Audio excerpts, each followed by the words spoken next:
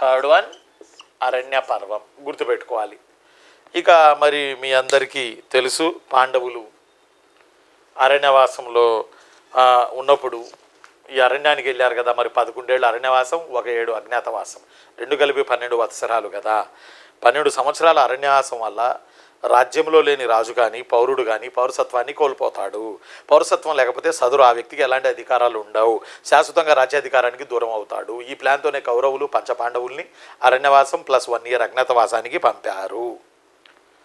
మరి అరణ్యవాసానికి వెళ్ళి అడవుల్లో ఆకులు అలమలు తినుకుంటూ పాపం పంచపాండవులు బతుకుతున్నటువంటి వేళ అరణ్య పర్వం మొదలవుతుంది.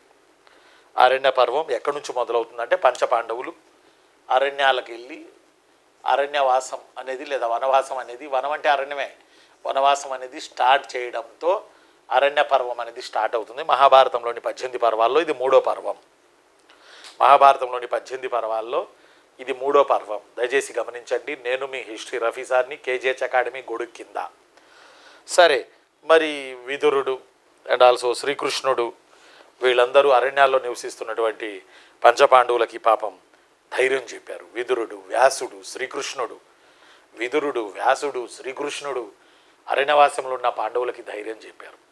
ఈ నేపథ్యంలోనే అర్జునుడు Indrakeeladri, the power of Indrakeeladri, మన విజయవాడ కనకదుర్గమ్మ పర్వతం, ఈ కనకదుర్గమ్మ నివసిస్తున్నటువంటి ఈ పవిత్రమైనటువంటి పర్వతం మీద అర్జునుడు తపస్సు చేసి పాశుపతాస్త్రాన్ని పొందాడు. ఈ సమయంలోనే గాంధీవం పొందాడు ఇంతకుముందు, ఇప్పుడు పాశుపతాస్త్రం పొందాడు. గుర్తుపెట్టుకోవాలి.